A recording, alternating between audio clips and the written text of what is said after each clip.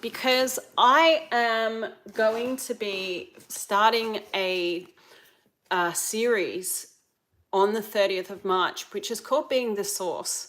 So it's a 10-part journey where we get together each week and we look at an area of your life and shift the beliefs that you've either taken on from other people or that you've kind of created at some point in time that's actually limiting you being you right now and creating the reality that you would like to have. So I wanted to talk a little bit more about this because I would love for more people to join the program, and I've had such a resistance to kind of like doing lives and that kind of thing about it. Like I don't really enjoy salesy type videos. And so even just kind of explaining things feels like I'm trying to, in a sense, like I don't know how to do them. But I thought that I'd talk about what this is anyway, because I know that there is, in a sense, value in it if it's something that you really desire to have. So what it is I've actually created it in a sense for anybody that's really desiring to have true intimacy with themselves, like who's really desiring to go on that journey of knowing themselves. How this has been created is through kind of like me kind of like going on this journey myself and working through all of these different areas of life. But also, like, I'm very much aware that in order for us to create the reality that we would like to have, we have to be able to have the energy to do that, right? So we have to be able to be the energy that we uniquely are to be able to manifest what it is that we desire.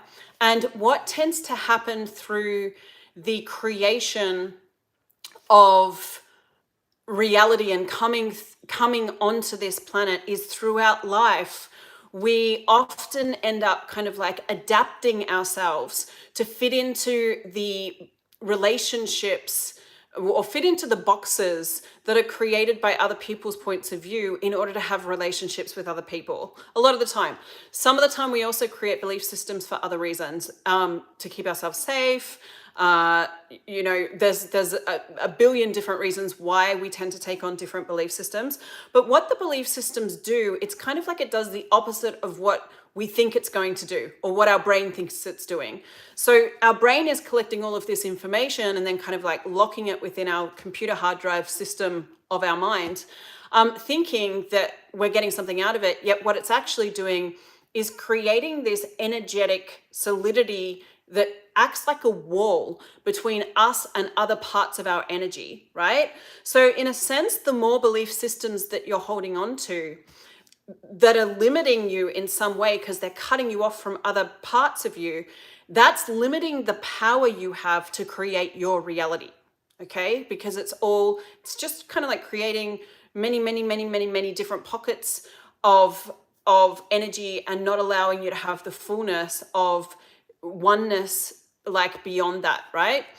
So I hope this is making sense. But anyway, so what this does is it meticulously, being the source like I created, because I wanted to give people, first of all, it's been created for people that have grown up, I guess, in families that perhaps didn't acknowledge them, couldn't receive them for whatever reason. Like we have so much, if you look throughout history, we've got so much generational trauma, most of us, within our DNA that's unresolved or unprocessed based upon what our ancestors went through. And what trauma does when it's unprocessed and unrealized is it creates like places where people are functioning in coping mechanisms, which is very much, being in denial, being a bit disassociated, just not being present, maybe being in fight or flight. And that becomes normalized, right? And so when you've had families that have had any kind of trauma, what can happen is they may have grown up, or you may have grown up like being around people that were unable to like kind of like be a space for you because they were in denial about something, or they are unable to be present with you because they were completely disassociated because they didn't know how to deal with the trauma within their own world, right? And so then what happens is that you can create all sorts of ways of coping with the fact that the parent isn't actually being with you and kind of like acknowledging who you are and assisting you to navigate this world, right? And so what being the source has been created for is partially to unravel the places and spaces where perhaps you cut off from parts of you in order to accommodate the people that couldn't receive you in childhood, or the people that couldn't receive you in relationships after that, or the ways in which you've basically molded your personality and belief systems in order to try and fit into somebody else's authority, or kind of like get their approval based upon like their position in the family. Like what I've done is create essentially, like, the first few weeks is to look at, you know, what happened around birth, what happened around like during your time in the womb, okay? Because often we hold on to all sorts of energy based upon what our mothers experienced, what was going on for our father, what everybody was projecting, you know, even before we were born, and that birthing experience. And then we kind of look at your relationship with your mother, your relationship with your father. And then we look at like, well, if you weren't creating the relationships that you have, based upon what's unhealed with your mother and father, like what would be your reality with relationships? So in a sense, it's kind of like this exploration of unraveling the belief systems that you've taken on in order to fit in, and then kind of like looking at, well, no, what is the reality that I came here to create? Who am I beyond all of this insanity that I've had to deal with? And what would I like my reality to be? So after we've done those first few kind of like weeks of the foundational stuff, which is beautifully timed with Mercury retrograde. So it's like the perfect time in Aries, which is the perfect time to kind of like look at that early childhood stuff.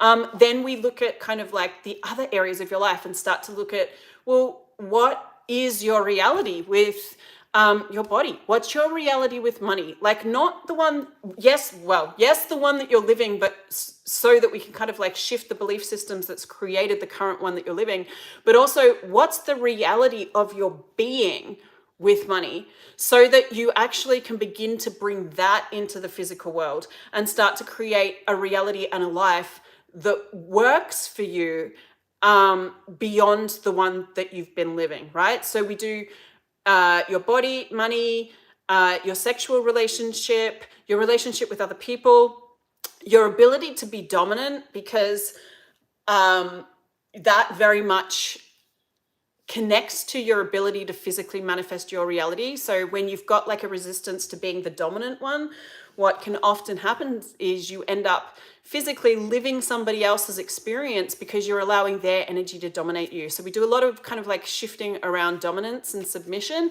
And then we also look at like what your reality is with the future. Because we can often have all sorts of belief systems about the future, but then the future never comes because it's always the future, right? So we shift that so that it can become more in oneness with you and the present, so that you can actually begin to manifest something different.